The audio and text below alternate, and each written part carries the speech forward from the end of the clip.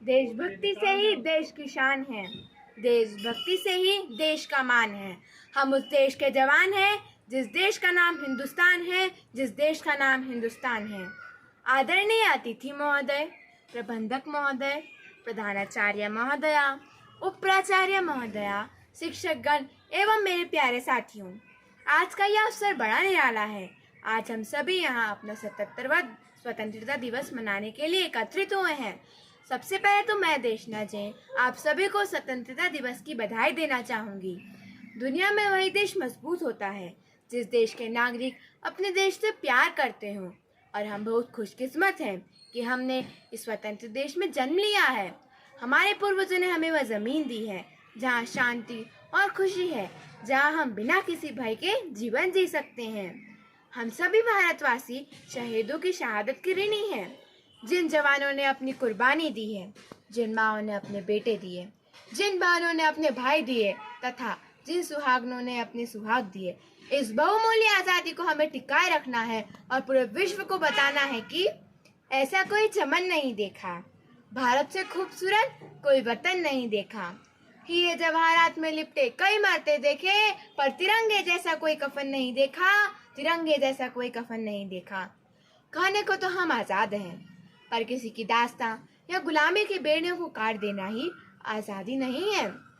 सच तो यह है कि आज़ादी रूपी अमृत पाकर प्रत्येक देशवासी शारीरिक, मानसिक व आर्थिक रूप से तृप्त होना चाहिए था, परंतु वह अमृत अभी छलका ही नहीं जिसकी हमें तलाश है।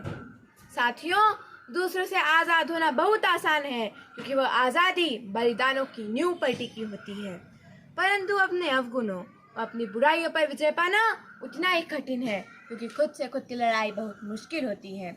आज इस स्वतंत्र भारत में हमारी लड़ाई खुद से है। हम अपने ही बनाए हुए चक्रव्यूह में इस तरह से फंस कर रह गए हैं कि हमें उस चक्रव्यूह से बाहर निकलने का रास्ता नजर ही नहीं आता।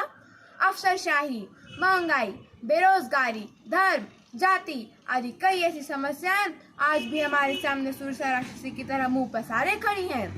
गरिमा में संविधान से लेकर डिजिटल इंडिया तक का सफर, हरित क्रांति, समृद्ध सेना, नारी सशक्तिकरण, पोलियो मुक्त भारत जैसे कई विषय हैं जिन पर हमने विजय प्राप्त कर ली है।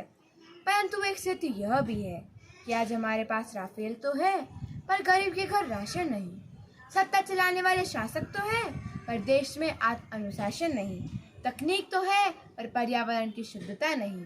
समस्या हर बात से है, परंतु समाधान देने वाली जुबान नहीं। क्या महात्मा गांधी, भगत सिंह, सुभाष चंद्र बोस ने ऐसे ही देश का स्वप्न देखा था?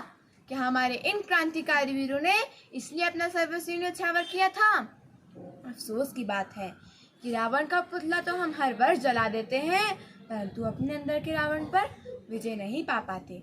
आज हमें वह खुमारी चाहिए जो सुभाष चंद्र बोस में होती थी, वह जुनून चाहिए जो कभी सरदार वल्लभ भाई पटेल में होता था, और वह गुस्सा चाहिए जो कभी भगत सिंह में होता था।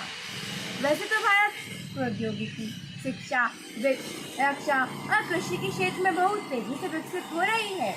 मुक्त भारत के बिना तो यह संभव भी नहीं था।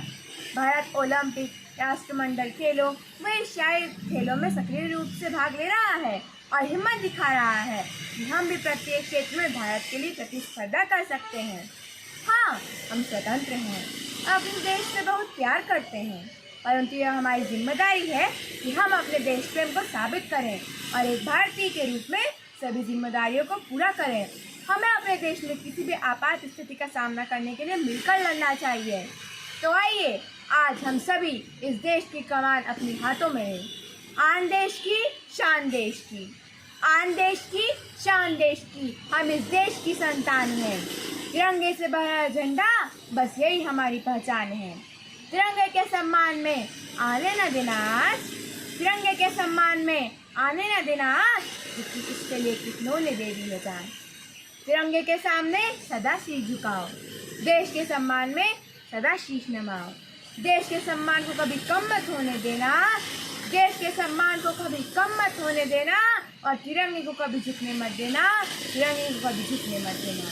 हमारा राष्ट्रीय ध्वज हमारी शान है, हमारा तिरंगा हमारा सम्मान है।